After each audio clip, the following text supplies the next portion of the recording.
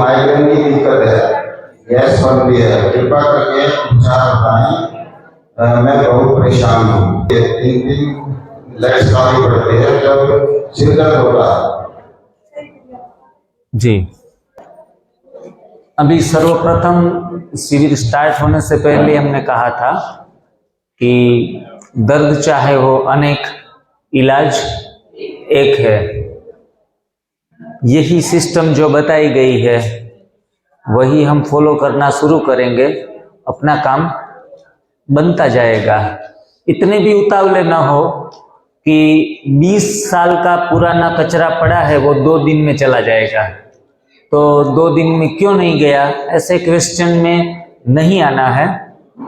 दूसरी बात कि जहाँ दर्द है वहाँ गैस है, और गैस किससे बनता है?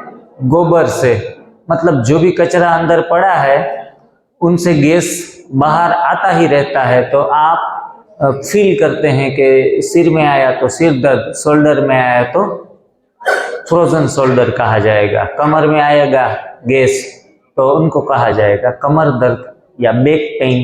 कुछ भी, जहाँ भी दर्द है वहाँ सिर्फ और सिर्फ बड़ी आंत में पक्व भोजन का कचरा अभी सड़ रहा है। सड़ रहा है, कोई भी चीज सड़ती है तो क्या क्रिएट होता है? गैसेस। तो सबसे ज्यादा गैसेस क्रिएट होते हैं।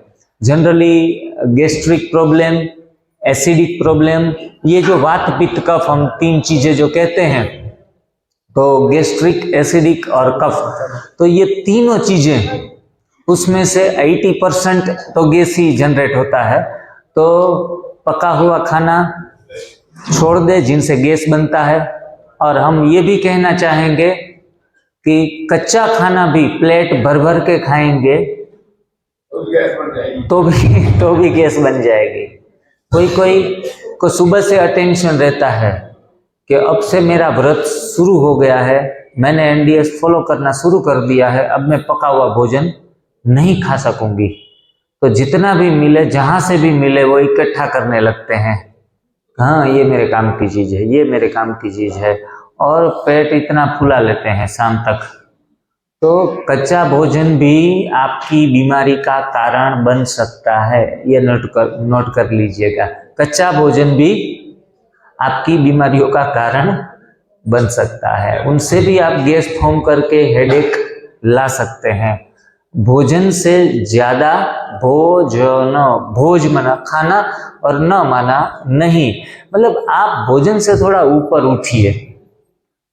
कच्चा भोजन, पक्का भोजन खाने से बीमार हुए हैं, तो कच्चा भोजन थोड़ा चबाकर और अल्प लेंगे तो बीमारी के चांसेस आगे के लिए कम होंगे। लेकिन पुरानी बीमारियां जाने वाली नहीं है। पुरानी बीमारियों के लिए आपका प्रयास, ये 3 चीजें, हमें 3 बात रखनी है याद, इसमें से आप फॉलो करना शुरू करें।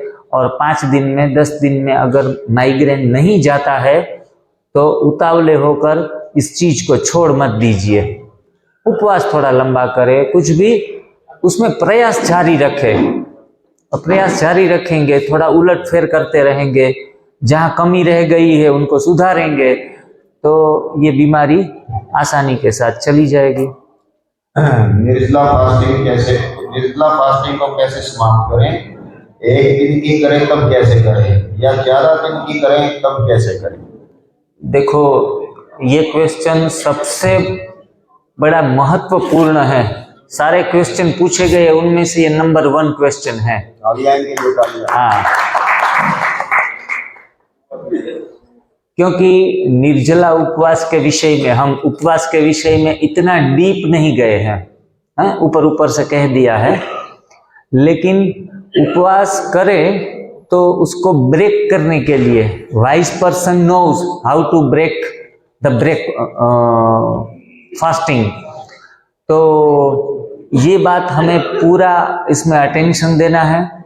मानो कि आपने 6 घंटे 8 घंटे का उपवास किया, जो रेगुलर इस रूटीन में आता है उस प्रकार का, और फिर अचानक से जोरों से भूख लग गई और आपने दोपहर में ही रोटी और दाल खा ली, या फिर शाम को लंबा उपवास करके फिर रोटी दाल कुछ भी जो गरिष्ठ भोजन है, भारी भोजन है, पका हुआ भोजन है, बाहर की रेस्टोरेंट का भोजन है, पैकिंग फूड्स में आता है लिक्विड सॉलिड जो भी, वह भोजन है, वह भोजन भूल से भी खाना नहीं है।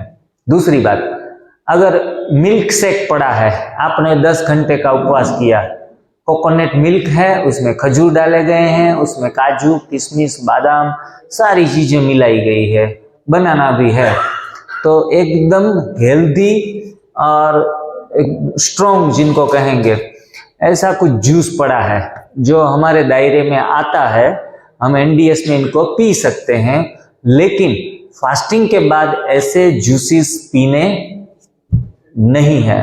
मतलब मेरा कहने का मतलब है कि फास्टिंग जब भी हो, फास्टिंग को बहुत हल्के भोजन से उनको ब्रेक करें। हल्का भोजन क्या है? सबसे हल्की है पत्तियां। भोजन में पत्र, पुष्प, फल और जल, इस चारों चीजों में सबसे हल्की चीज है पत्तियां। तो पत्तियों में जो भी आ रही है उनका ग्रीन जूस बनाकर पी ले, या फिर उनकी चटनी बनाकर भी ये भी सेवन कर सकते हैं। कोकोनट वाटर भी आप यूज कर सकते हैं। ज्यादातर इस्तेमाल में प्रीफर करूंगा आपको हरी पत्तियों का। अगर हरी पत्तियां उस टाइम नहीं है तो आप लेमन वाटर का इस्तेमाल करें उपवास को ब्रेक करने के लिए। हल्की चीज से आगे बढ़ना है। हमें इस विषय के ऊपर भी एक लेक्चर लेना, थोड़ा सा आपको डिटेल्स में बताना रह गया कि पंच तत्व आधारित ये हमारी शिव साधना है। शिव त्रिसूत्रीय साधना, एनडीएस को क्या कहा जाता है? शिव त्रिसूत्रीय साधना, पंच तत्व आधारित साधना। हम साधना करते हैं, डाइट प्लान लेकर घर पे नहीं जा रहे हैं, दिमाग में भी डाइट प्लान मत रखना। त्रिसूत्रीय साधना, उनसे ज्यादा फल मिलेंगे। उपासना समझकर ये चीज करेंगे ना, तो उपासना समझकर करने से हमें सिद्धियां ज्यादा प्राप्त होंगी। तो पंच तत्व में सबसे हल्का तत्व कौन सा है? आकाश तत्व। सब जानते हैं, सब अभी होशियार हो गए हैं, कितने सारे लेक्चर सुन सुन के। हाँ, तो कभी मास्टर के भी मास्टर बन जाते हैं कई लोग। तो अभी पहले आकाश तत्व का सेवन करें, मतलब खालीपन। तो हमने महसूस किया 4-6 घंटे, 8 घंटे सुबह उठ के आकाश तत्व ले लिया। अभी बारी आई, कार चलाते हैं तो फर्स्ट गियर से बारी किसकी आती है? सेकंड गियर की। सेकंड गियर में गाड़ी को डालते हैं, तो सेकंड गियर है हरी पत्तियां। फर्स्ट गियर उपवास है हमारी दिनचर्या का, सुबह से लेकर शाम तक का। यूं ही खामखा आपको नहीं बता दिया कि भाई 4-6 घंटे सुबह उपवास करो। कोई कोई कहता है, आपने सुना होगा काफी सारी पद्धतियां यूट्यूब के ऊपर हेल्थ के लिए करवाई जाती है, उपवास भी करवाए जाते हैं, और कहते हैं कि आपको 12 बजे से लेकर 4 बजे तक उपवास करना है। कोई कहता है कि शाम का भोजन नहीं खाना है और 6 घंटे शाम को उपवास कर लेना है। कोई कहता है सुबह करना। अरे भाई, ये चक्कर क्या है? वो शब्द अलग अलग दे देते हैं विज्ञान के विषय के अनुरूप। इंटरमीडिएट फास्टिंग, तो हम समझते हैं अच्छा रात को ये विज्ञान का इंग्लिश वर्ड आया न तो वो अच्छा होगा शायद, लेकिन शास्त्रोक्त आधारित हमें सुबह ही खाली पेट रखना है। राजाओं की तरह पेट तो भरते आए और हमने नतीजा भी देख लिया। तो अभी देख लें कि सुबह आकाश तत्व हम शरीर को पूरा दे। आकाश तत्व के बाद थोड़ा सा भारी शरीर को न लगे, इसलिए उनको दे वायु तत्व, इसलिए हरी पत्तियां। अभी वायु से भारी कौन सी चीज है? पंच तत्व जो हैं, आकाश, वायु, जल, जो पृथ्वी, अग्नि, जो भी है, पांचवा पृथ्वी है, लेकिन वायु से आगे आएगा अग्नि। अग्नि तत्व किन से मिलता है? फलों से। तो हाँ, पके हुए फलों से। तो फिर पत्तियां लेने के सेवन करने के बाद आधे घंटे, 1 घंटे के बाद, 2 घंटे के बाद जब भी खाने की मन करे तो ककड़ी या फिर खीरा, दूसरी जो भी चीजें उसमें आती है, वेजिटेबल्स में आती है, उनका सेवन करने से बेहतर है कि आप फलों का सेवन करें। क्रम इनका आता है जो पंच तत्वों में वन बाय वन हम आगे सीढ़ी चढ़ते जाते हैं, तो थोड़ा भारी ले लिया अग्नि तत्व। अग्नि तत्व के बाद आता है जल तत्व, तो जल तत्व मिलता है सब्जियों में से, तो सारी सब्जियां जल तत्व से भरी हुई है। जो अग्नि तत्व से थोड़ा भारी है तो बाद में सब्जियां लेनी है।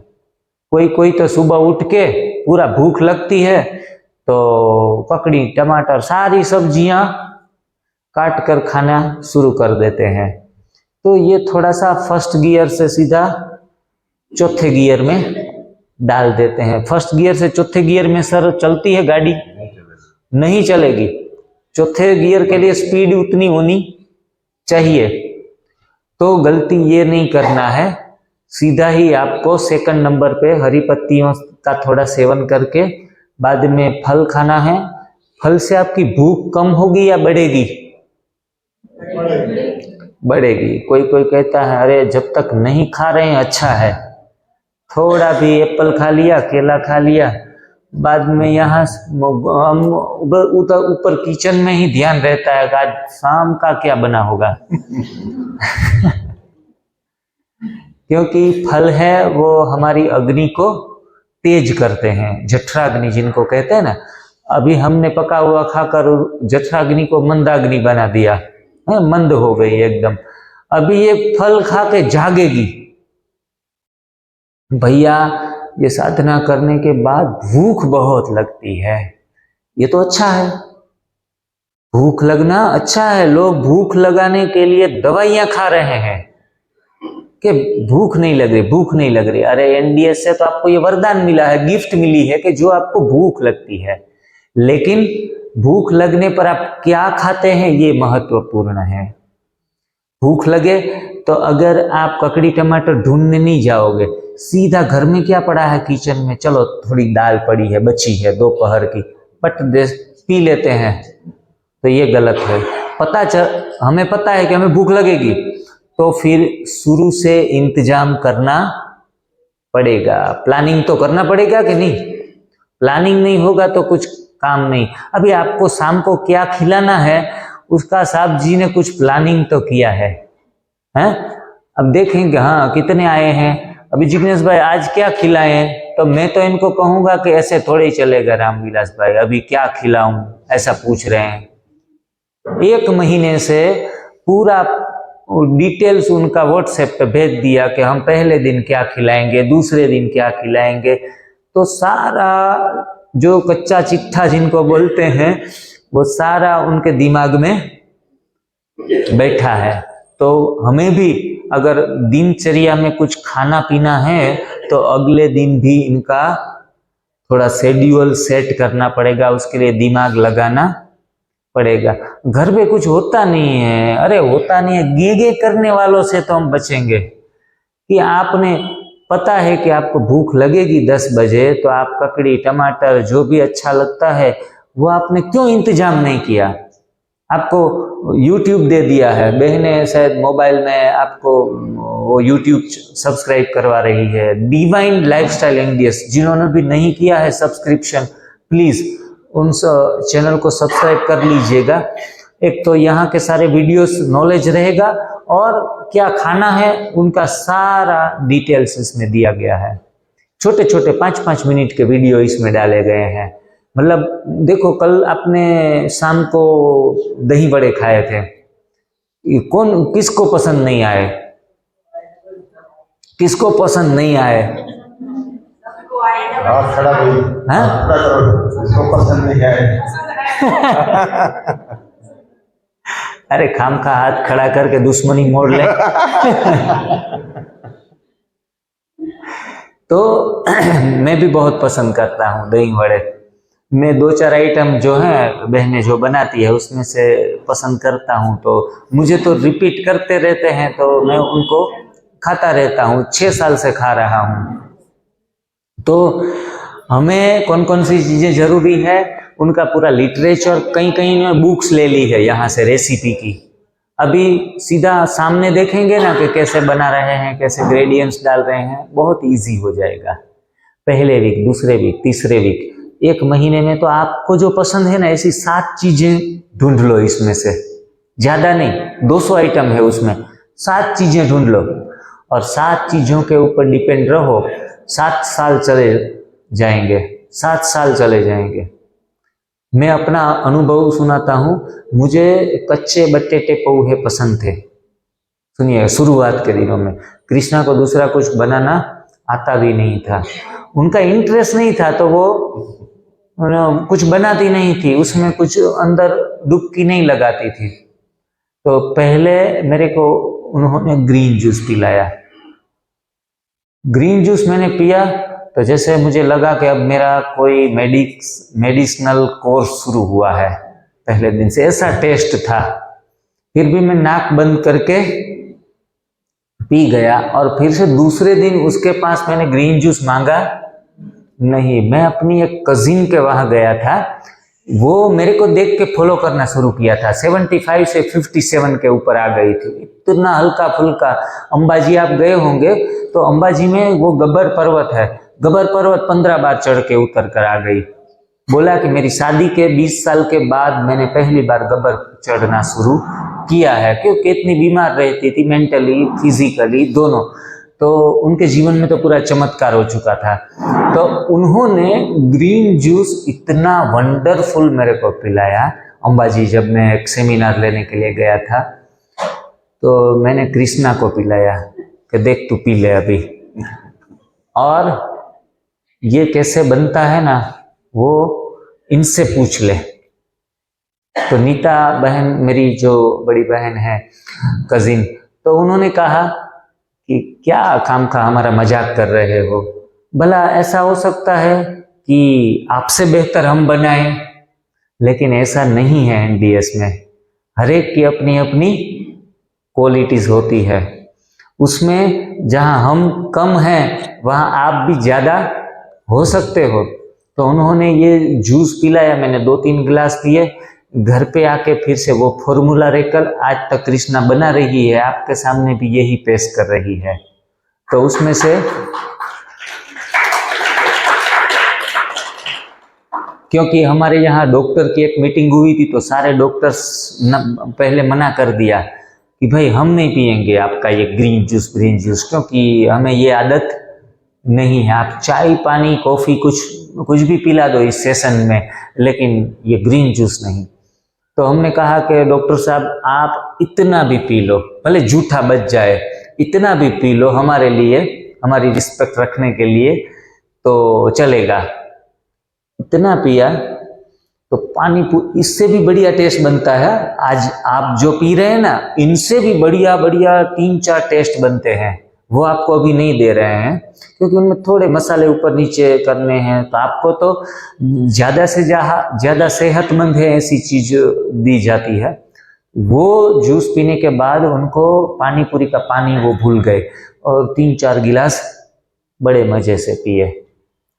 तो ऐसी ऐसी चीजों का सेवन बाद में हमें करने का मौका मिला और फिर हम ग्रीन जूस के बाद कच्चे बटेटे पोहे उन्होंने सीखे और उसमें सारे वेजिटेबल्स काट के रख दिए और उनके साथ ग्रीन चटनी, उनके साथ मूली को काट के उसको साथ में रख देना।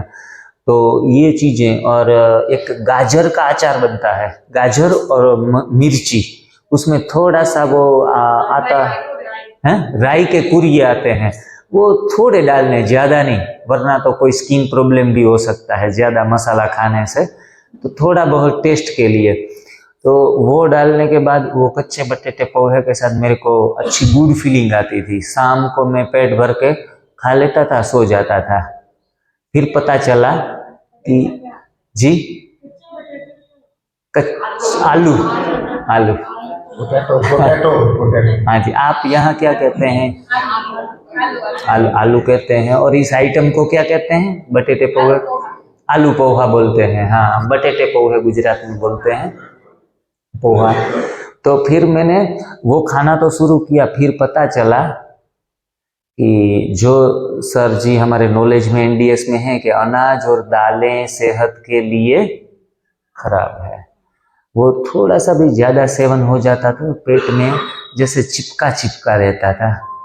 कभी कभार खा लिया ठीक है, हर रोज पोहे खाने नहीं है। तो इस तरीके से आप पृथ्वी तत्व अगर लेना है तो शाम को ले सकते हैं। तो इस क्रम अनुसार आप लेते रहेंगे पंच तत्व आधारित, तो ज़्यादा से ज़्यादा फायदे ले सकते हैं। और उपवास को जल तत्व पृथ्वी तत्व से कभी तोड़ना नहीं है, सिर्फ और सिर्फ वायु तत्व से छोड़ना है, या फिर लेमन वाटर या कोकोनट वाटर से छोड़ना है। ठीक है भाई जी, हर्निया का इलाज क्या होगा? जी, मैंने जब ये सेवाएं शुरू की ना, उसमें एनडीएस के प्रचारक के ऊपर कृष्णा को पहले ठीक किया। बाद में जब सोसाइटी में आया ना, तो सोसाइटी में सबसे पहला पेशेंट मेरे पास आया हर्निया का, और उनको ब्रह्मा कुमारी में से दूसरे 2-3 जगह से बोला गया कि जिग्नेश भाई के पास जाओ, शायद बिना दवाइयों के आपको सॉल्यूशंस मिल जाए। अभी 100 kg का था वो, और व्यापारी था, तो सीट के ऊपर बैठकर पूरा दिन व्यापार करता था। 4-5 लड़के रखे थे, तो लड़के काम करते रहते थे। 5-5 हज़ार के 20,000 30,000 तो उनका सैलरी में जा रहा था। मैंने कहा इतनी सैलरी आप खड़े होकर क्यों काम नहीं करते? तो वो कहा मैंने 8-10 साल से नहीं मैं खड़ा हुआ हूँ, और मैं जो खड़ा होता हूँ ना, तो मेरा वो पेट बहुत बड़ा था उनका, 100 kg थे ना, तो वो पेट नीचे उतर जाता था। क्या? नीचे उतर जाता था। तो बड़ी आंतें इतनी कमजोर हो गई थी। क्यों? क्योंकि पूरा घर खाने का पूरा शौकीन, तेल का महत्तम उपयोग करते थे, मसाले इतने डालते थे। और उनकी माँ है ना, वो उनको बहुत ख्याल रखती थी। ये ले भजिए खा ले, ये खा ले, आज नया कुछ आया है, आज बड़े बेटे का जन्मदिन है तो केक खा ले। तो माँ ही उनकी भक्षक बन गई थी। क्योंकि आप सभी लोग माताएं बहनें जो भी बैठी हैं, आप ही कुटुंब की रक्षक भी हैं, आप ही कुटुंब की भक्षक हैं। आप अपने पति को, अपने भाई को, हैं, जिसको भी ज्यादा खाना खिला रही है, बार बार खिला रही है, खाने का टाइम हो गया है, पहले खा लो फिर काम पे जाओ सुबह सुबह, तो इतना खाने का आग्रह माताएं बहनें करती है। क्योंकि खाएंगे तो काम कर सकेंगे, ऐसी हमारी मान्यताएं हैं। इसलिए आप ही लोगों को बीमार करती हैं, आप ही दोषी हैं।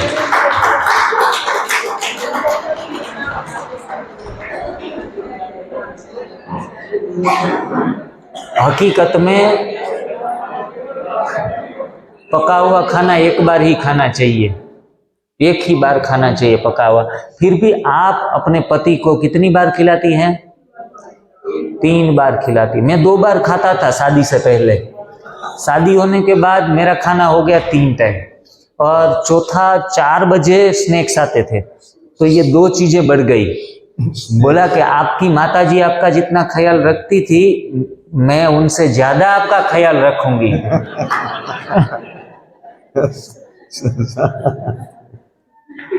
क्योंकि जो जितना ज्यादा खिलाती है ना, वो उनका वैल्यू बढ़ जाता है। तो मैंने भी सोचा कि कभी भी बड़े प्यार से सुबह का नाश्ता नहीं किया था, अभी ये शुरू हो गया। मेरे को गर्मा गर्म पराठे 4-5 जो भी मैं डिमांड करता वो तैयार रखती थी। 4-5 नाश्ते खुद बना के डिब्बे में रखती थी। तो बड़े प्यार से 8:30 बजे सत्संग करके मुरली सुन के फिर खाना बैठते थे। दोपहर से खाने से भी ज्यादा खाते थे। छाती में जब एसिडिटी धीरे धीरे ऊपर आके ऊपर जहाँ छाती तक आ जाती है ना, वहां तक खाते थे। तो कभी सोचा नहीं कि ये सारा झमेला खाने से हो रहा है। खाने को इतना महत्व देके सिर पर रखा है हमने खाना, फिर भी खा रहे हैं, खाते जा रहे हैं। और दोपहर शाम तीनों टाइम इतना खाया, और खा के पूरा मेरे को फुला दिया। हाँ, मैं तो कृष्णा को कहता हूँ, कृष्णा तू दोषी है मेरा सारा हेल्थ बिगाड़ने में। अभी तू भी कम खा और मैं भी कम खाता हूँ। और फिर हमने 5 साल तक घर पे चूल्हा जलाया नहीं, बिल्कुल ही नहीं है। चूल्हे में उनका जाना, किचन में जाना हो गया बंद, क्योंकि हम दो ही रहते हैं, तीसरा कोई हमारा है नहीं साथ में, दो ही है। मेरे माताजी चल बसे, पिताजी अभी जिंदा है। पिताजी बहुत एनडीएस को मानते हैं। मेरे घर पे आते हैं तो उनका मैं चाय वगैरह कुछ मैं उनको सलाह नहीं करता। घर पे वो छोटे बेटे के पास 2-3 बार चाय पी लेते हैं, और चाय 40 साल से पी रहे हैं। और मेरे को बोलते हैं ना कि कृष्णा चाय बनाओ, थोड़ा सा चाय पीने की इच्छा हुई है। तो मैं कृष्णा को मैंने बोला है पहले से कि घर में ना शुगर होनी चाहिए, ना वो चाय बनाने के लिए क्या भूकी बोलते हैं, चाय पत्ती भी नहीं होनी चाहिए, हम घर पे रखते ही नहीं। उनको क्यों ही चांस देना, कृष्णा ये सेहत को बिगाड़ती है या संवारती है? तो बोला कि ये तो बहुत दारू से भी काफ़ी नुकसान करती है, तो आप क्यों खिलाती हो? आप उनको नारियल पानी पिलाओ 50 रुपये का लेकर, आप कुछ टमाटर जूस पिलाओ, तो ऐसे आदत बनेगी। वो तंबाकू का सेवन थोड़ा बहुत करते हैं सालों की आदत से, तो भी मैं कहता हूँ कि भाई वो मेरे लिए थोड़ा सा वो लेके आओ बाजार से, थोड़ा सा खाना है। तो मैं एक कान से सुनता हूँ, दूसरे से निकाल देता हूँ। तो मेरे साथ नहीं रहते कि इनसे हमारा कोई मेल जोल नहीं है, हम छोटे के साथ रहेंगे। तो मैं इतना स्ट्रिक्ट खुद के ऊपर भी हूँ और हमारे फैमिली मेंबर हैं उनके ऊपर भी हूँ कि भाई आपको यहाँ रहना है तो एकदम डिसिप्लिन से रहना पड़ेगा। तो कोई कोई तो हमसे बचकर चलते हैं कि इनके आजू बाजू में भी नहीं दिखना है। सगे वाले भी नज़दीक के जो भी हैं वो कहते हैं कि इसके वो उसमें नहीं आना है, दायरे में, इसके सर्कल से बाहर रहना है। तो हर्निया जो बड़ी आंतों में अतिरिक्त भोजन लेते लेते हमारी बड़ी आंतें जो थैली है 1 kg की है, उसमें आप बार बार 2 kg डाल रहे हैं, भर रहे हैं, तो थैली एक समय उनकी सिलाई निकलना शुरू हो जाएगी, फटना शुरू हो जाएगी। कि जिसको हर्निया है उसने बहुत सेवन किया है भोजनों का, गरिष्ठ भोजनों का, स्वादिष्ट भोजनों का, तो इनके कारण वो हर्निया हुआ है। अलार्म दिया है कि अभी तुम्हारी आंतें भी फट गई, अब तो खाना बंद करो, फिर भी लोग नहीं कर पा रहे हैं। और डॉक्टर एक बार ऑपरेशन कर देता है, थैली में सिलाई लगा देता है, दूसरी बार आप लगाने जाएंगे ना तो वो कहेगा कि अभी आपकी मौत का सवाल है, जिंदगी और मौत का, दूसरी बार ऑपरेशन नहीं होगा, तो सुधर जाओ। आप तो पैसे थोड़े बहुत पड़े हैं ना, तो हम कहेंगे कि अच्छे अच्छे डॉक्टर हमारे लिए तो है ही, टाका लगा देंगे, उधर सिलाई कर देंगे, हमारा काम बन जाएगा। तो आप थोड़ा सा अपना भोजन में संयम रख के एनिमा लेके पूरा कचरा निकाल दीजिए और सिर्फ जूस के ऊपर 15 दिन, महीना दिन रहिए। हर्निया में तुरंत ही आराम होना शुरू हो जाएगा और जहाँ भी टूटा फूटा है वहाँ रिपेयरिंग भी चालू हो जाएगा। आदरणीय भाई जी, पिछले 30 वर्षों से क्रोनिक ब्रोंकोटाइटिस के कारण अब पिछले 10 वर्षों से सीवियर क्रोनिक ऑब्स्ट्रक्टिव COPD है, जिसके कारण सांस लेते समय और खांसते समय बहुत तेज दर्द होता है और वास्तव में तो उस समय सांस लेना बहुत मुश्किल हो जाता है, जैसे कि जान ही निकलने वाली। एलोपैथिक ट्रीटमेंट में तो इनहेलर और मेडिसिन लेते हैं तो कुछ समय के बाद थोड़ा रिलीफ हो जाता है, परंतु NDS फॉलो करूं ऐसा, इसके दौरान क्या ऐसा करें जिससे रिलीफ से परमानेंट रिलीफ मिले, कृपया मार्गदर्शन दें। जी, जनरली तो हमारे रूटीन में ग्रीन जूस जो भी पत्ते मिल रहे हैं और फास्टिंग और एनिमा करते रहेंगे तो बात का सॉल्यूशंस मिल जाएगा। लेकिन अतिरिक्त जल्दी से आपको क्लींजिंग थोड़ा बहुत करना है तो उसके लिए आप लहसुन, फिर प्याज और उनके साथ हनी और एप्पल विनेगर और अदरक, ये सारी चीज़ें मिलाकर एक हृदय अमृत नाम का टॉनिक बनाया जाता है। तो ऐसे हृदय अमृत का टॉनिक का हर रोज 1 या 2 बार सेवन करें तो पूरा जो किचड़ा जहाँ भी जिस वेन में भी भरा है वो निकलने में थोड़ा सा जल्दी होगा। और उसका सेवन इतना भी ना करें इस टॉनिक का कि जिनके कारण जलन शुरू हो जाए, क्योंकि थोड़ा तेज है। तो ये अलग से आप इस्तेमाल कर सकते हैं। बाकी तो फास्टिंग 8 घंटे के बदले 10 घंटे का रखेंगे तो सूक्ष्म सफाई और ज़्यादा होगी और अपना काम जल्दी से बनेगा। हाँ जी जी, हाँ वो टॉनिक रेडीमेड भी मिलता है, हम अपने हेल्थ सेंटर के ऊपर भी रखते हैं। उनका कंपोनेंट्स कितना कितना लेना है ये बहुत महत्वपूर्ण है। अगर लहसुन का भाग ज़्यादा हो जाएगा तो जलन और भी बढ़ जाएगी, प्याज का भाग भी ज़्यादा हो जाएगा तो जलन बढ़ेगी। ये सब औषध है, लहसुन और प्याज औषध है। उनको कभी भी, मेरी ऐसी मान्यता है कि उनको कभी भी भोजन में ग्रहण करना नहीं चाहिए। हमारी किचन में वो चीज़ है, वो खाने में रूटीन में कोई चटनी बनाकर खाता है, कोई ऐसे ही खा लेता है, तो ऐसे भोजन में यूज़ करने के लिए नहीं है। ये हार्ट में अगर आपको 80% भी ब्लॉकेज है, 90% ब्लॉकेज है, वो सारे ब्लॉकेज 1-1.5 महीने में निकाल देता है। हमने काफ़ी ऐसे पेशेंटों को क्योर किया है। तो हार्ट के लिए बेस्ट टॉनिक है। ब्लड प्रेशर जिसको है उनको तुरंत ब्लड प्रेशर दूर हो जाता है। अस्थमाटिक प्रॉब्लम है तो अस्थमाटिक प्रॉब्लम दूर हो जाता है। हार्ट रिलेटेड जो भी इश्यूज हैं वो सारे डिजोल्व करने में ये चीज़ काम आती है।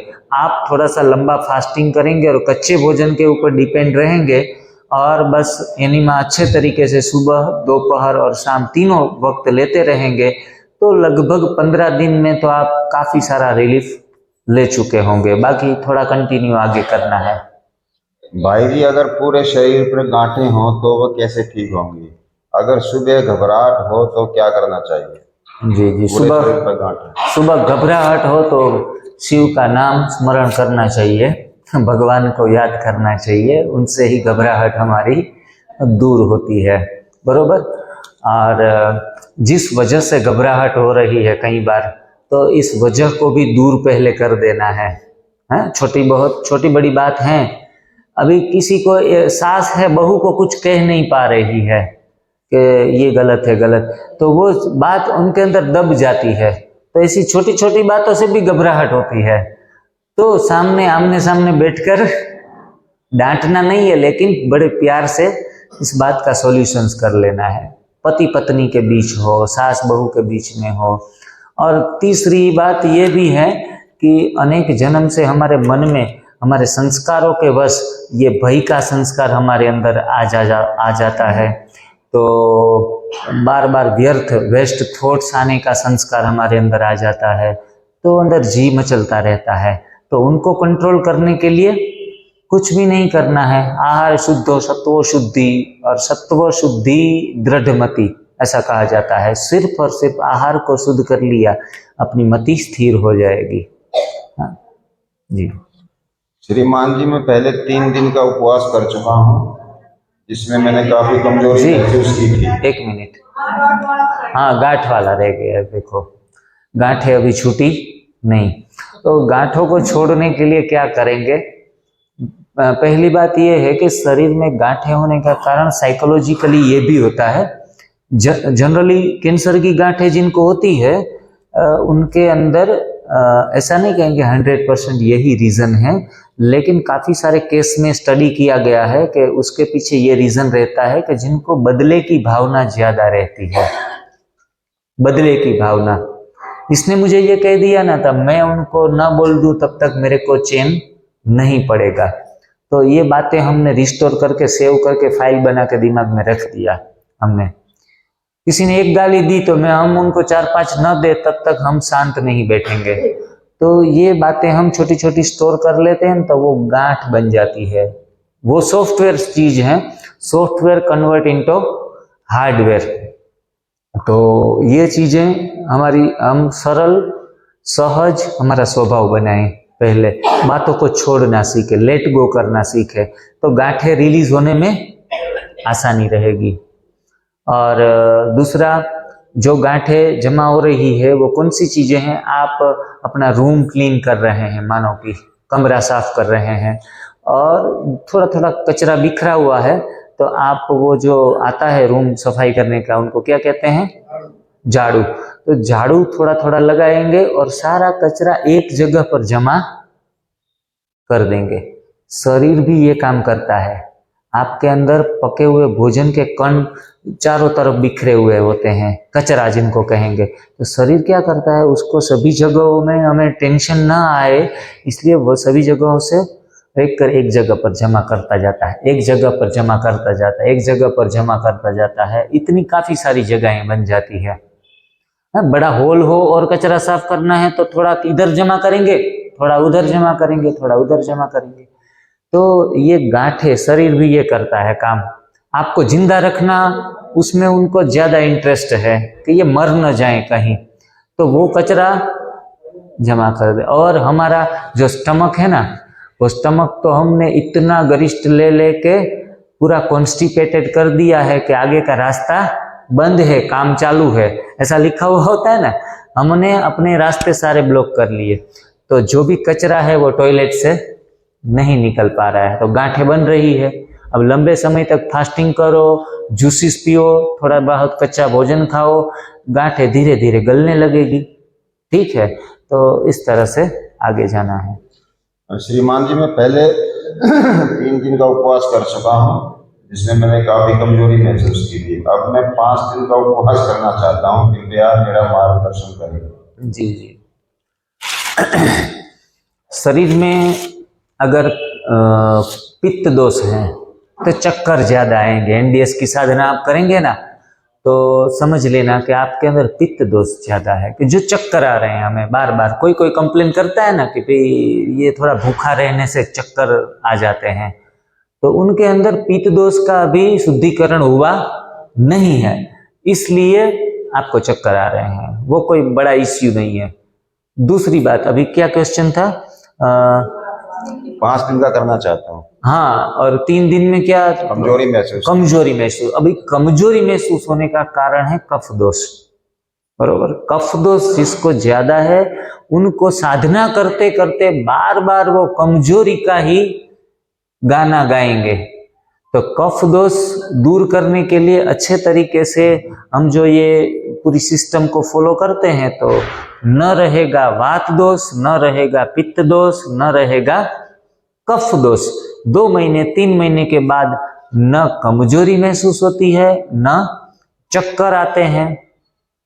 तो कंटिन्यू करना है, आगे लेके जाना है, और शुद्धिकरण के ऊपर, सफाई के ऊपर ज्यादा ध्यान देना है। कल संदीप भाई ने क्वेश्चन पूछे थे कि रोगों का कारण क्या?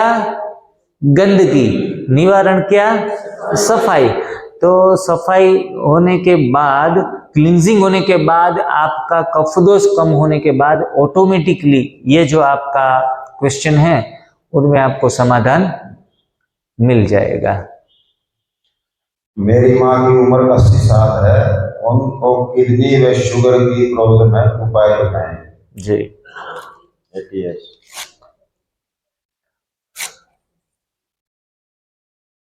80 साल है, फिर भी हमें जीना तो है, 100 साल तो पूरे करने हैं, हैं?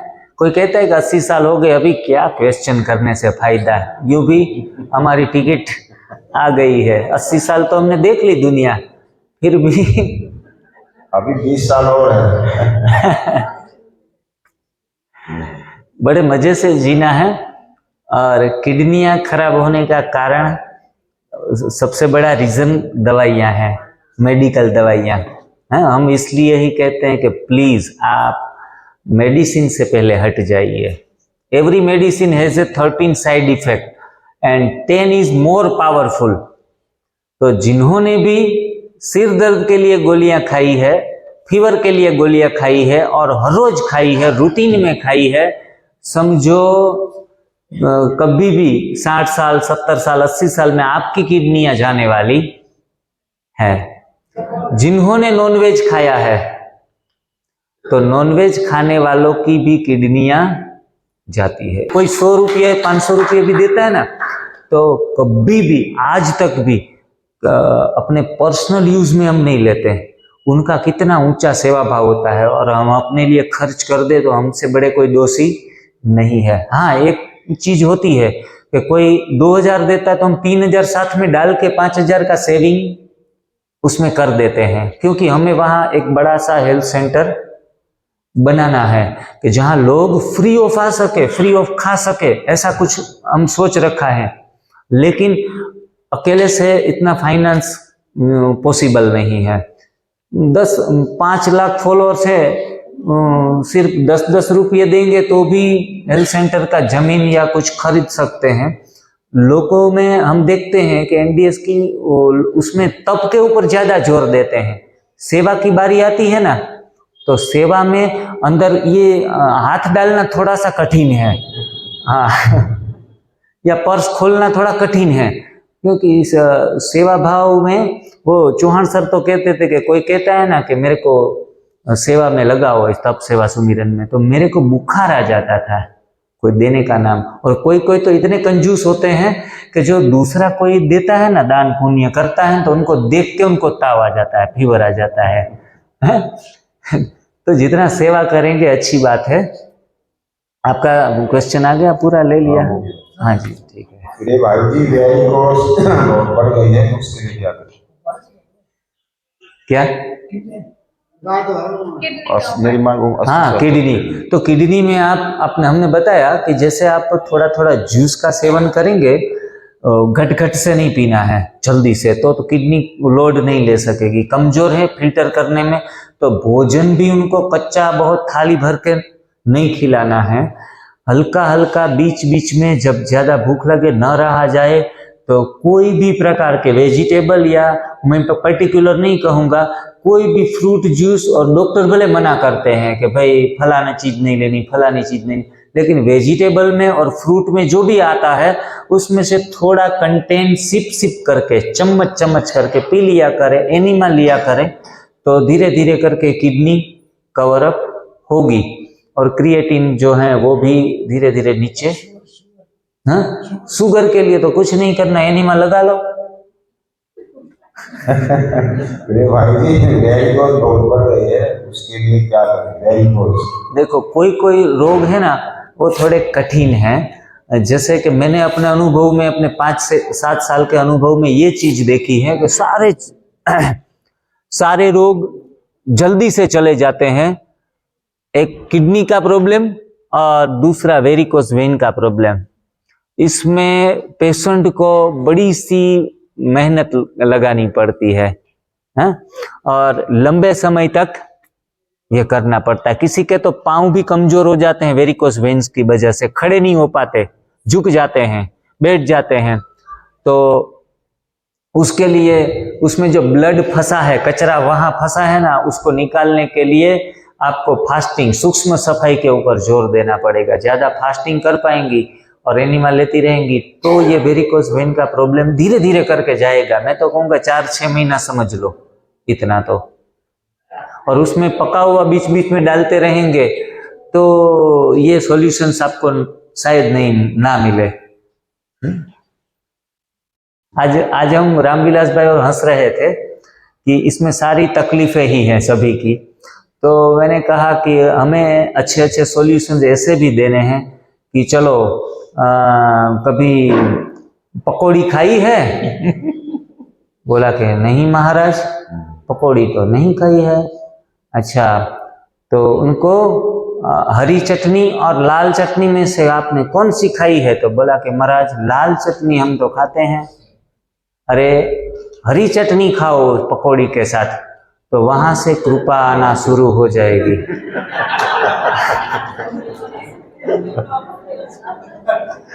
धीरे धीरे वेरिकोस वेन्स समाप्त हो जाएगी। कभी माताजी आंवला खाया है? नहीं। अरे वहां ही आपकी कृपा अटकी हुई है।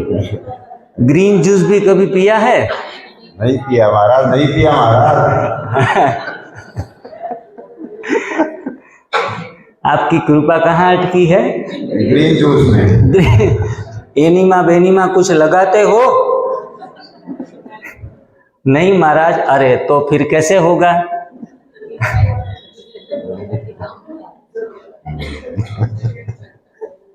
भाई जी, हमें अनाज तो नहीं खाना, तो स्प्राउट्स पोहा हम ले सकते हैं। कुक्ड में गुड़ भी आता है, तो वह भी खा सकते हैं, कि वह भी ठीक है क्या? जी जी जी, तो स्प्राउट करके तो आप खा सकते हैं। उनकी स्प्राउट की भेल भी बना सकते हैं, अच्छी भेल बनती है, वो भी खजूर की चटनी और हरी चटनी के साथ मिक्स करके आप खाओ। थोड़े बहुत मुरमुरे पे डाल सकते हैं, उसमें ककड़ी टमाटर छोटे छोटे काट कर डाल दो तो बढ़िया सा भेल बन जाएगी। बाकी आप नई नई टेक्निक्स जानते हैं, पकी हुई चीज़ें कोई ना पड़े, छोटे छोटे आलू के टुकड़े भी डाल सकते हैं। तो ये चीज़ें वेजिटेबल्स की छोटी छोटी काट के स्प्राउट के साथ भेल बनाकर आप बड़े अच्छे तरीके से खा सकते हैं। कोई कोई लोग जो देखो, मूंग खाना हमें मना है, लेकिन मूंग के स्प्राउट करके उनको थोड़ा सा उनका आटा बना के, आटा जैसा बना के उनकी रोटी जैसा आप बना सकते, खा सकते हैं। बरोबर, वो रोटी नहीं खानी, लेकिन स्प्राउट की रोटी आप बनाकर खा सकते हैं। जी, तो ये गुजराती में तो आप ही पढ़ो। गुजराती में है क्या? है तो इसमें और है क्वेश्चन?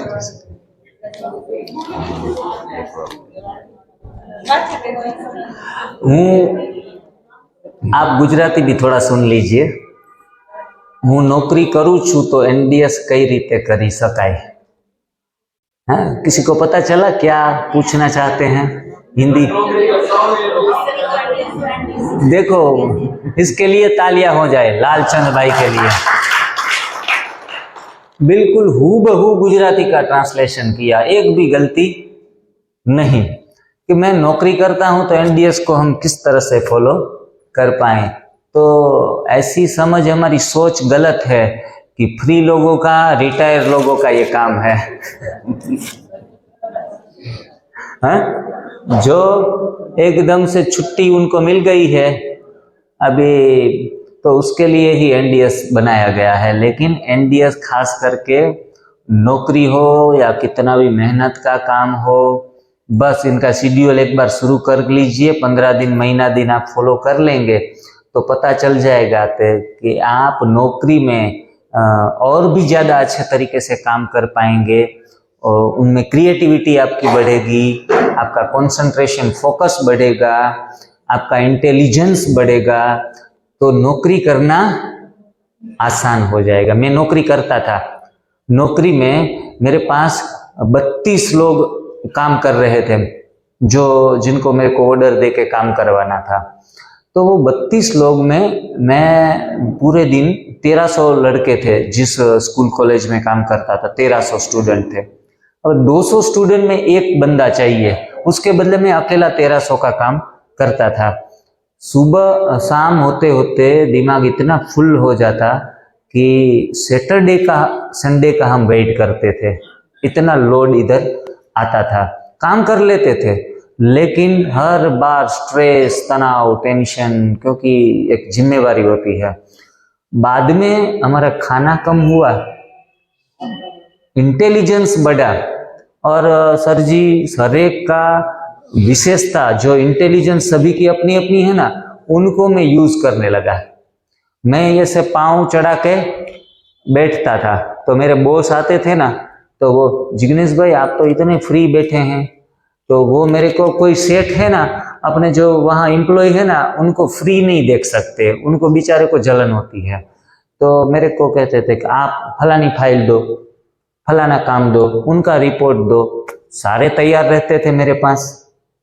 वो भी देखते थे कि ये पूरा सुबह से लेकर शाम तक कुछ काम नहीं करता, एकदम फ्री रहता है और एक भी काम नहीं छोड़ता, एक भी काम नहीं छोड़ रहा है। पहले तो हर बार शाम को पूछो तो मैंने कहा सर ये 2 काम बाकी रह गए, ये काम बाकी है, अभी ये कैसे हो रहा है। वो इंटेलिजेंस शार्प होने से आप बढ़िया अच्छे तरीके से फ्री होते होते काम कर सकते हैं। तो नौकरी वालों को तो लोड लेकर हमें जिंदा नहीं रहना है, हमें हाई इंटेलिजेंस से काम करना है। और कच्चा भोजन आपके जीवन में 1 महीने में, 2 महीने में आप यूज टू हो जाएंगे इस आदत से। वडोदरा में तो ऐसे बॉक्स मिलते हैं कच्चे भोजन के, आप ऑर्डर दे दो और मिल जाए, और आप वरना घर पे तो काट के छाट के पूरा डिब्बा भर के आप नौकरी पे लेके चले जाओ। क्या हम पथरी होने पर ग्रीन जूस में पालक डाल सकते हैं? जब आंवला ना मिले तब क्या डालें? बाल झड़ने पर क्या एनडीएस अपनाने पर बाल उगेंगे? 3 क्वेश्चन है। तीसरा क्या है? बाल झड़ने पर क्या एनडीएस अपनाने पर बाल उगेंगे? हाँ नए बाल। हाँ, तो पहला क्वेश्चन क्या हम पथरी होने पर ग्रीन जूस में, क्योंकि लोगों को थोड़ा सा ये है कि भाई पालक और टमाटर से पथरी होती है, ठीक है ना, तो ये क्वेश्चन जी। तो पालक और टमाटर, जिनको मेडिकल साइंस में कहा जाता है कि उनका सेवन बंद करवाते हैं जिनको पथरी होती है, क्योंकि क्षारीय है दोनों चीजें। टमाटर और पालक दोनों में क्षार ज्यादा होते हैं, तो क्षार जमा शरीर में होते हैं तो पथरी और भी बड़ी बनती है, ऐसी मान्यताएं हैं। और ये सच भी है थोड़े बहुत, क्योंकि जब पालक को और टमाटर को उबाला जाता है तो वो एकदम हाईली एसिडिक बन जाता है। हाईली एसिडिक बनने से उन्हों में से सारे क्षार किडनी में, गोल ब्लेडर में, जहाँ भी ऑर्गन में वो जमा होने शुरू हो जाते हैं और पथरी आगे और भी परेशानी करती है। लेकिन कच्चे पालक और कच्चा टमाटर ये मेडिसिन है, उनका जूस निकालकर सीधा पिया जाए तो पथरी निकल जाती है। क्या होता है? पथरी निकल जाती है। एक फॉर्म में दवा है, एक फॉर्म में वो दवा दर्द देने का कारण है। जब आंवला ना मिले तब क्या डालें? जब आंवला है वो रेचन करता है हमारा, तो रेचन करने वाली काफी सारी चीजें हैं, जैसे कि पालक भी रेचन करता है। ज्यादा पालक का जूस गाढ़ा बनाओ तो आपको पेट सफाई होगी। दूसरी चीज है जो सींगे आती है, सहजन जिनको हम कहते हैं, सरगवा, मोरिंगा बोलते हैं, और मोरिंगा के जो पत्ते हैं ना वो बहुत सफाई करते हैं। उसमें भी पूरा मोरिंगा का जूस एक गिलास पी लिया तो आपको भागने की तैयारी रखनी पड़ेगी, तो इनसे भी सफाई होती है। तीसरी चीज वो अनार के दाने होते हैं, अनार के दानों को छिलके के साथ थोड़ा सा पीस लो और उनका जूस भी, थोड़ा कड़वा लगेगा, तुरा लगेगा, लेकिन ये भी सफाई करता है। और अनार के छिलके समेत फिर टमाटर का जूस भी सफाई करता है, बरोबर। तो और दूधी में पूरा अदरक, लेमन सारा मिला के भी आप पियो तो वो भी सफाई करता है। तो बिना आंवले के 7-8 चीजें हैं जो आपकी सफाई करेगी। मैं 1 घंटा नहीं बोलूंगा तो पीछे कितने हैं हमारे, 7-8 लोग हैं, कोई भी सेशन से आगे बढ़ा लेगा।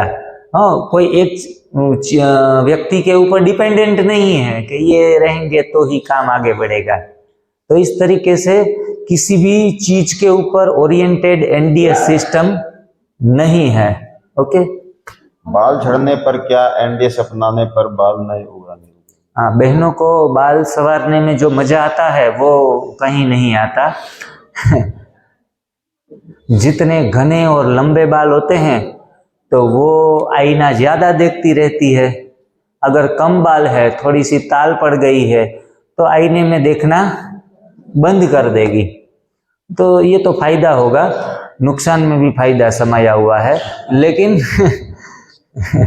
आंवलों का सेवन, हरी पत्तियों का सेवन, वो धीरे धीरे करके आपके बालों में, ताल में बाल आते जाएंगे और उनका रूट है, वो नहीं आएंगे ना, वो उनका रूट मजबूत होगा। और जो पुराने वीक हैं वो झड़ना शुरू हो जाएंगे।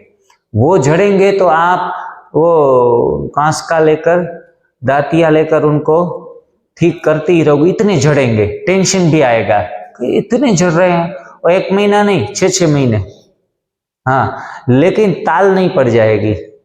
जितने झड़ने हैं उतने उसको झड़ने दो। वीक है ना, इसलिए वीक है तो निकल जाएंगे, क्योंकि यहाँ विटामिन ए तो है नहीं, हमने ऐसा कुछ खाया पिया ही नहीं जहाँ विटामिन ए मिले उनको।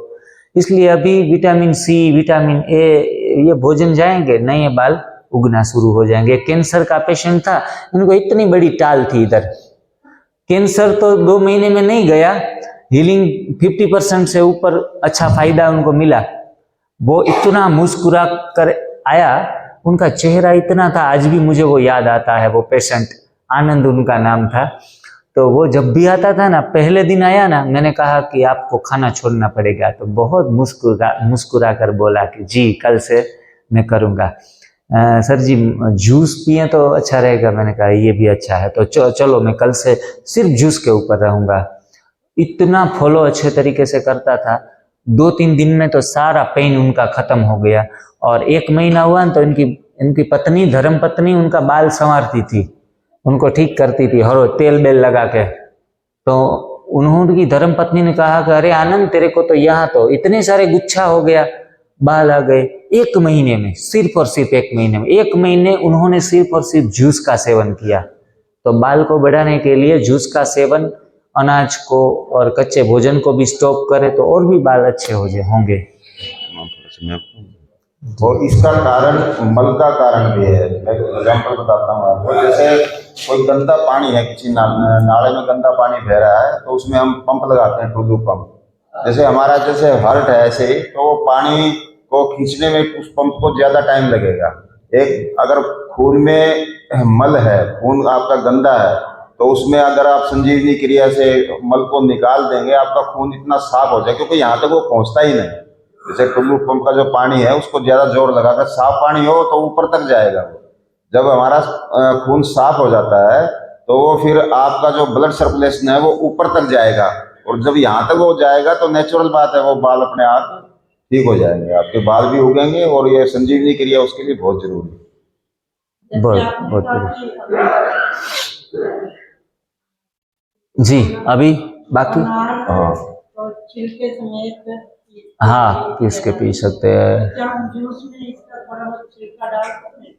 हाँ, अगर स्वाद थोड़ा सा तूरा बनता है, लेकिन ये फायदे करते हैं, सफाई के लिए फायदे में है। हम उनसे कोई न्यूट्रिशंस नहीं मिलते, लेकिन सफाई अच्छी करता है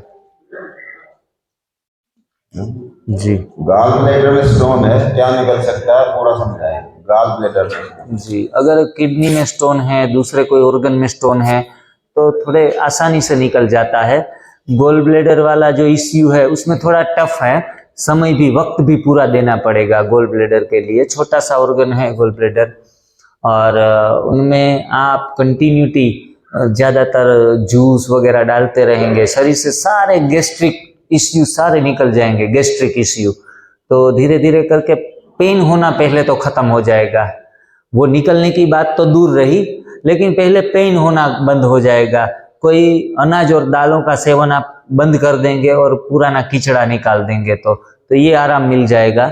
दूसरा, लंबे समय तक आप हरी पत्तियां और ये उपवास एनिमा लेते रहेंगे तो अचानक से अपने आप वो निकल जाएगा। काफी सारे लोगों के गोल ब्लैडर के स्टोन गए हैं। किसी किसी को ऐसा भी होता है कि स्टोन नहीं गया, लेकिन पीड़ा गई है, चली गई, पीड़ा बिल्कुल ही चली गई, तो भी ये आपके लिए अच्छा रहेगा।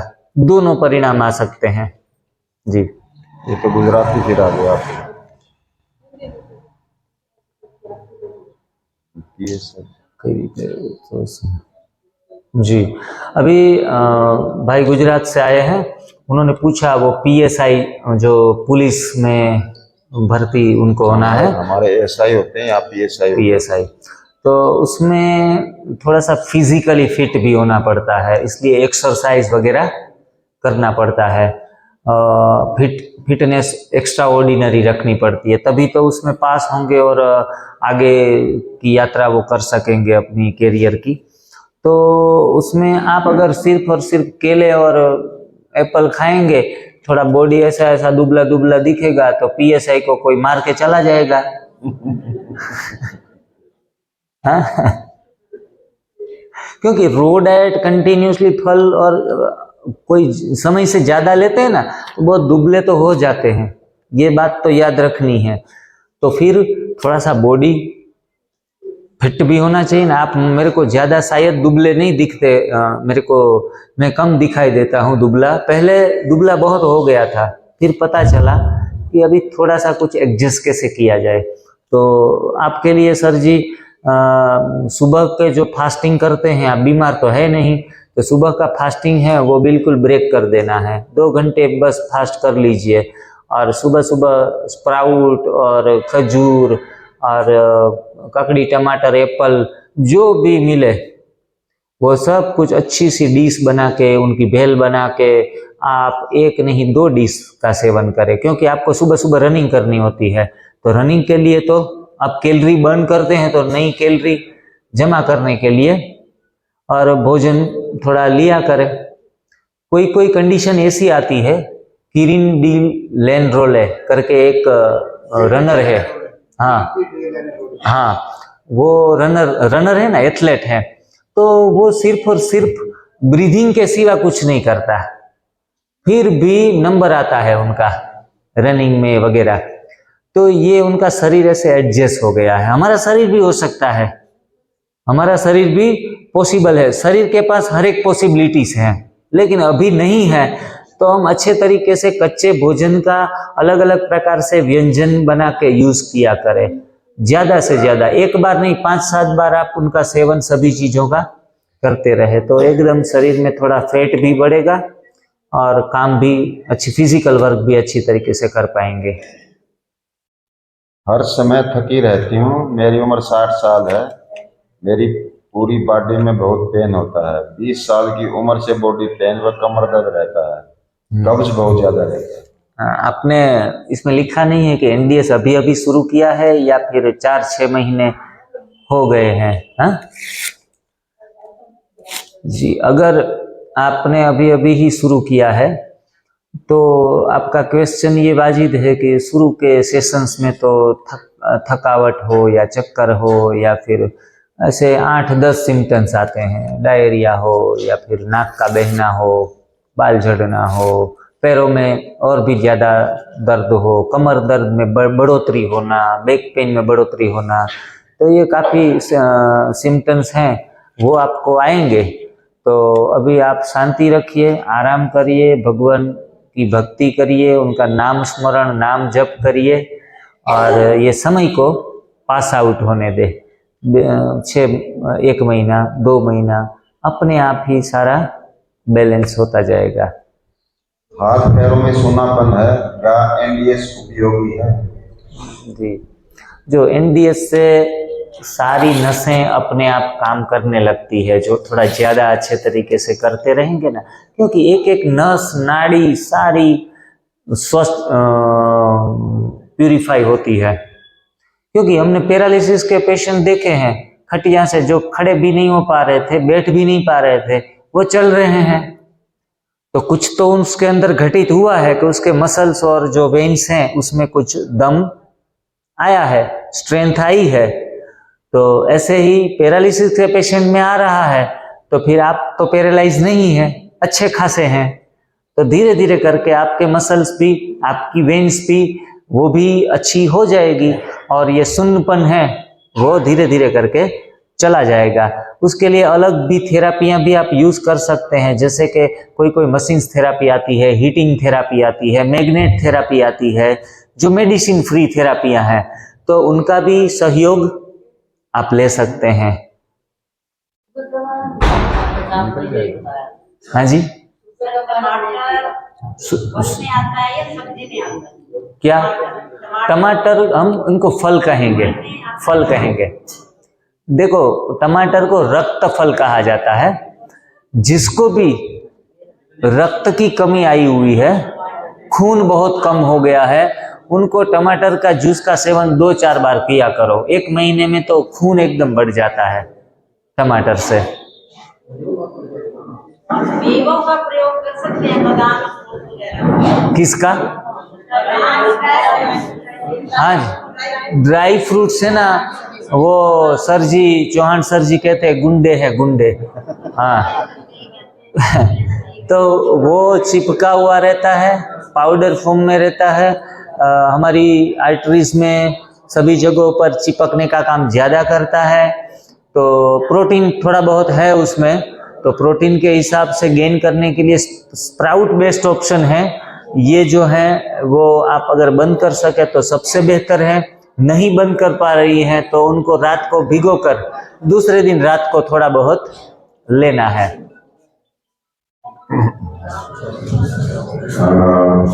ओम शांति भाई, मेरी बेटी 12 साल की है, उसके पीरियड्स 15-20 दिन चलते हैं, सुझाव दें। अच्छा,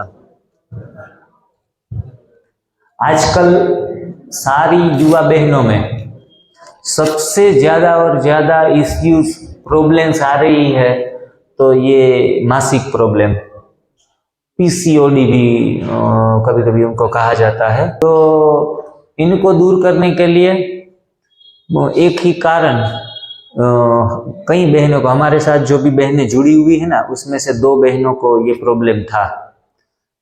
तो पूरे महीने महीने भर कभी कभी तो आती थी।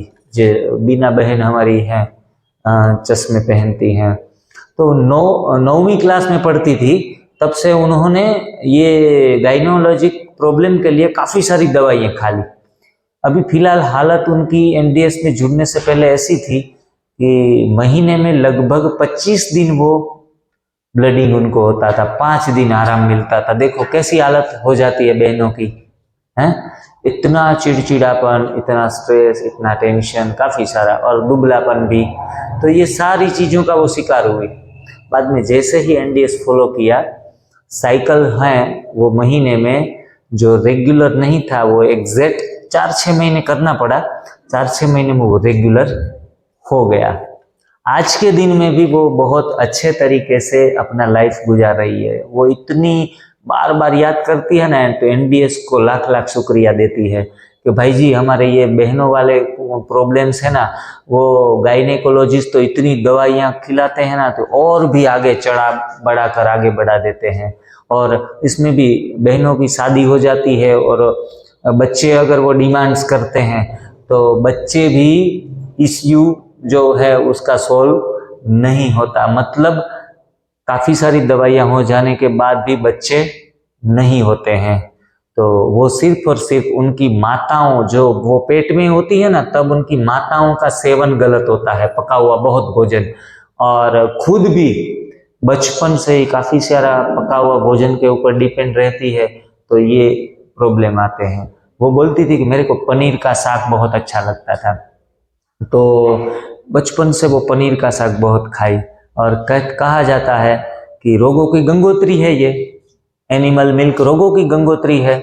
और उसने ये बहुत, उसके पिताजी, उनके घर वाले जब कोई पार्टी शार्टी कुछ होती और भी उनको अच्छे तरीके से वो ला के देते थे, तो ये सारा उसने खेल बिगाड़ दिया था। घुटनों में दर्द के लिए क्या करना चाहिए? घुटनों में दर्द के लिए आप ही बताइए, घुटनों के दर्द के लिए तो घुटने में दर्द है तो आप पहले तो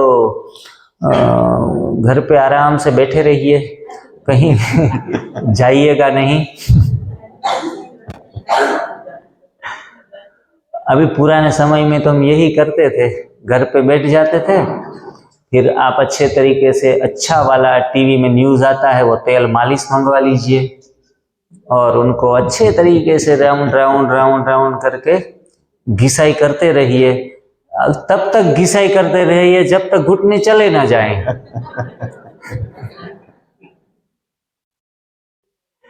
जिंदगी की शाम होते होते माताएं बहनें पूरी थक गई होती है। हम जीवन की यात्रा में जब थक जाते हैं ना तो घुटनों का दर्द आता है। हाँ, ये साइकोलॉजिकली भी बातें मैं आपको बताता हूँ साथ साथ में। सिर्फ अनाज और दालों से घुटना में दर्द तो होता ही है, लेकिन कभी कभी हम जिंदगी की लड़ाई लड़ते लड़ते थक जाते हैं, कोई रास्ता नहीं मिलता ना, तभी भी हमारा पूरा पेन है वो घुटनों में स्टोर हो जाता है। तो पहली बात तो जिंदगी में जो हो रहा है वो होने दीजिए, ऊपर वाले की इच्छा से आप आगे चलते रहिए, खुद की इच्छाओं को आगे ना रखिए। ऊपर वाला, ऊपर वो कहते हैं ना कि ऊपर उसकी रजा में ही राजी रहना है, ऊपर वाले की रजा में ही राजी रहना है। एक सुंदर कहावत मैं आपको सुना देता हूँ गुजराती में, हाँ समझ में आया तो ठीक है, वरना मैं अपनी फिर वापस ले लूंगा। लालचंद भाई बता देंगे। एक्सपर्ट हमारे लालचंद भाई बहुत होशियार है, तो हिंदी तो जानते हैं, गुजरात, मेरी भाभी गुजरात से है, डीसा से। अच्छा देखो ये सीक्रेट निकला। बहुत अच्छे इंसान हैं। फोन से अक्सर हम बातें हर रोज करते रहते थे। कोई दिन वो फोन ना करें तो हमें अच्छा नहीं लगता। और दूसरे जो भी पेशेंट आते हैं ना, तो उनका फोन आता है तो भैया अभी तक वो अभी नहीं गया है, उसमें अभी क्या करे, वो कैसे बनाते हैं, इतने कॉम्प्लिकेटेड क्वेश्चन 8-10 रहते हैं। तो फोन खत्म होने के बाद हमें आधा घंटा 15 मिनट आराम करना पड़ता है। तो क्योंकि उनकी सारा दुख दर्द पूरा हमारे ऊपर डाल देते हैं, तो कभी सुनना भी पड़ता है। दिमाग भी थोड़ा हिट, रात होते होते एकदम हीटिंग उसकी आ जाती है। हाँ।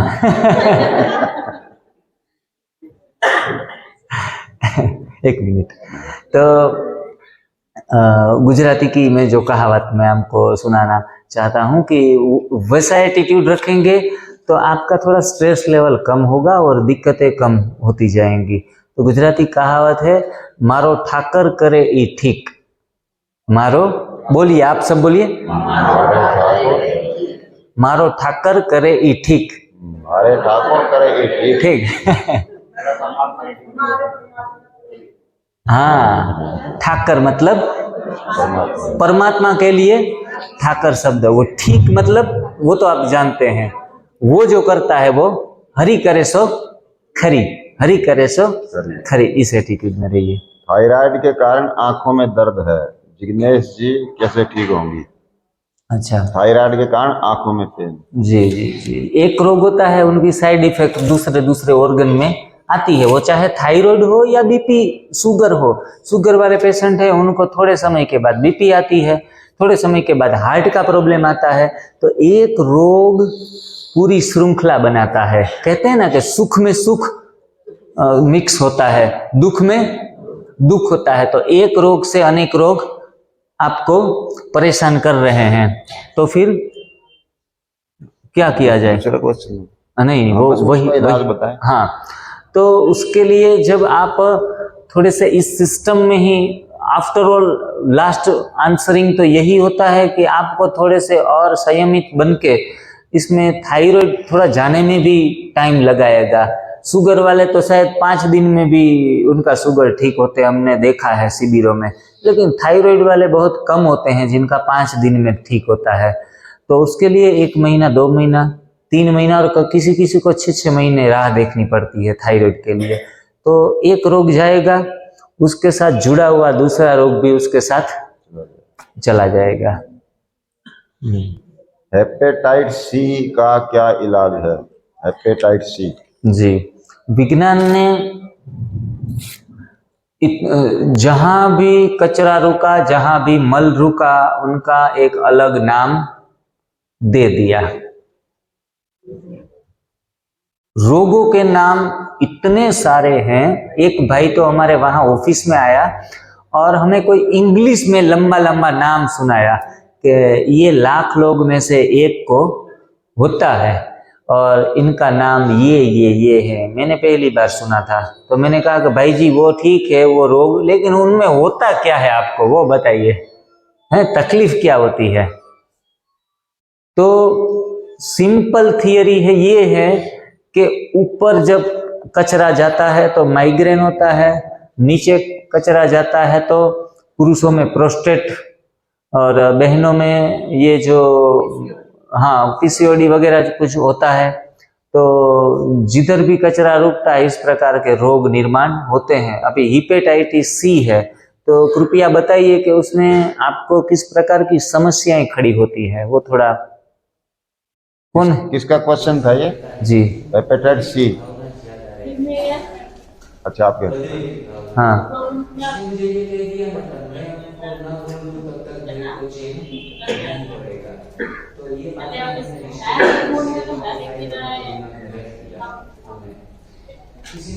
जी जी। और उनके सिम्टम्स में पेशेंट को प्रॉब्लम्स क्या होते हैं, मतलब? जी जी, मतलब ये जो गंदगी है वो फास्टिंग से धीरे धीरे करके रिमूव होगी।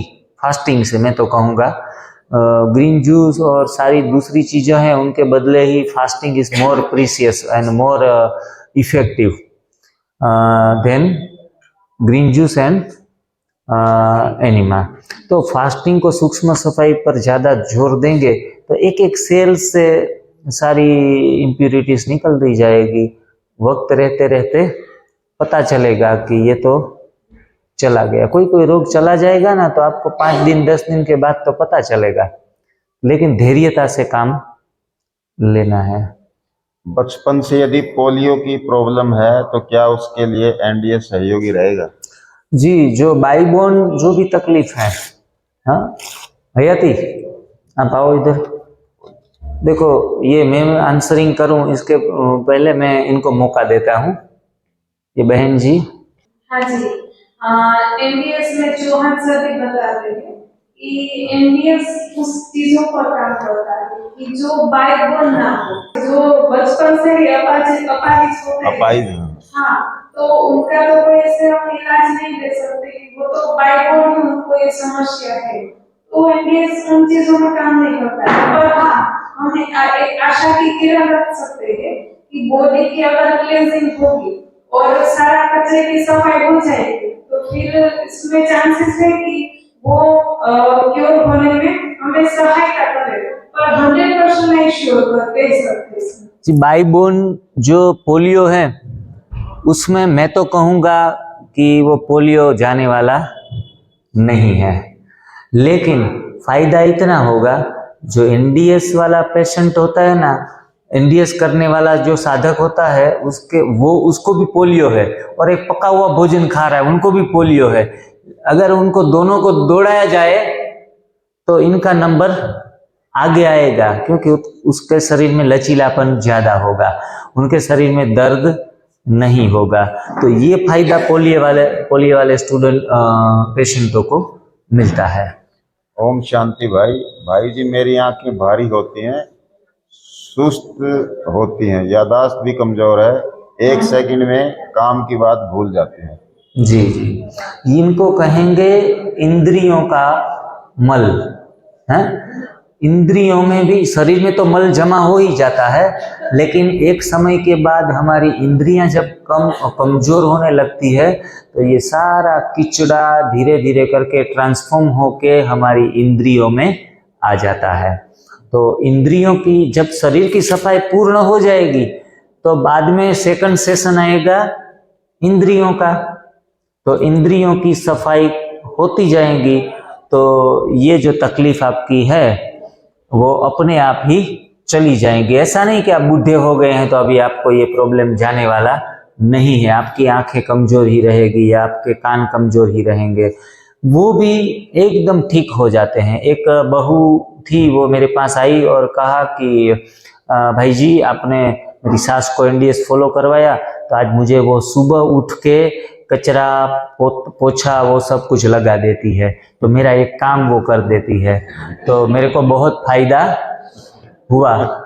और हम जो खुश बात करते हैं ना घर में, पति है बच्चे हैं, थोड़े ऐसे बातें होती है जो बड़े लोगों को सुनाई न दे, लेकिन पहले वो थोड़े बहरे थे ना तो हम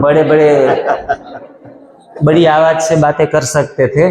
अभी हम थोड़ा सा भी फुसफुस करें तो भी वो सुन लेती है, क्योंकि इनका इंद्रियों का शुद्धिकरण हो गया, तो हो जाता है। अभी भोजन आपका तैयार है, ठीक 4 बजे आप यहाँ पे आइएगा और